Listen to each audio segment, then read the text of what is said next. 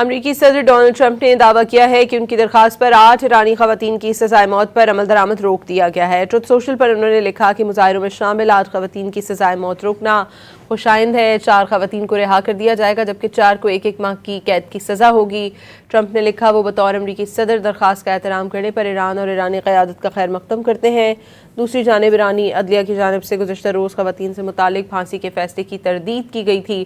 عدلیہ سے جاری بیان میں کہا گیا تھا کہ ٹرمپ کو ایک بار پھر جعلی خبر کے ذریعے گمراہ کیا گیا ہے۔ جن خواتین کا ذکر کیا جا رہا ہے ان میں سے کچھ کو رہائی مل چکی جبکہ دیگر کو صرف قید کی سزا ہو سکتی ہے۔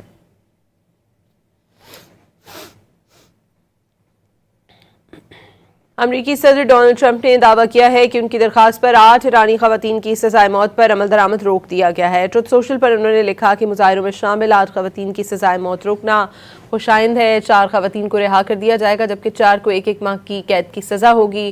ٹرمپ نے لکھا وہ بطور امریکی صدر درخواست کا احترام کرنے پر ایران اور ایرانی قیادت کا خیر مقدم کرتے ہیں۔ دوسری جانب ایرانی عدلیہ کی جانب سے گزشتہ روز خواتین سے متعلق پھانسی کے فیصلے کی تردید کی گئی تھی۔